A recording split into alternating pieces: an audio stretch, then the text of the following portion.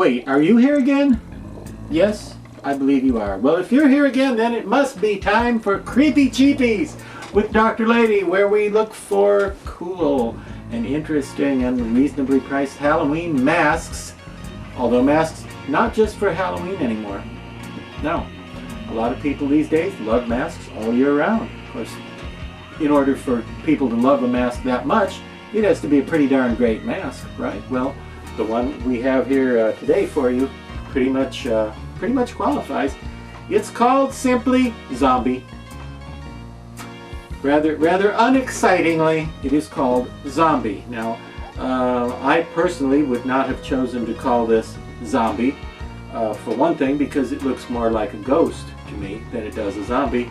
And for another thing, just to avoid confusion with the other 643 masks out there that have been called Zombie.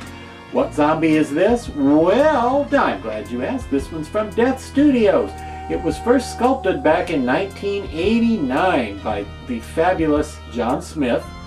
And yes, his real name is John Smith. Yeah.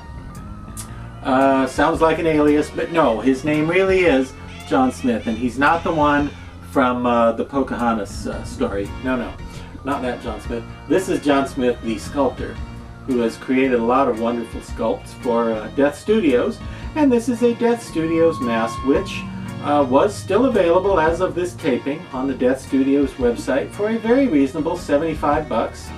And why do I feel like 75 bucks is reasonable and not too pricey? Well, partly because anything from Death Studios, you're probably going to get a good quality casting. The latex is always high quality latex and a nice sturdy castings. And the paint jobs are always really nice too. And okay, maybe nice isn't the word he's saying. Really disgusting? Yeah, he likes that better.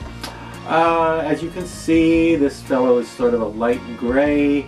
He's got these big yellowy, really spooky looking eyes, which to me the eyes is sort of the ingredient that gives him the ghost look. That, and perhaps he would have looked like a ghost anyway, because he was inspired by the rotted body that falls out of the car at the end of the 80s movie Ghost Story.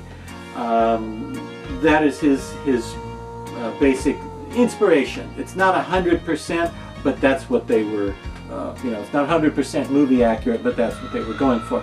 You could make it look more movie accurate by adding more hair and such, but this is pretty great just as it comes from Death Studios. It's been available on and off all those years, but there were a few years by the off. When I say off, I mean those were the times it was not available.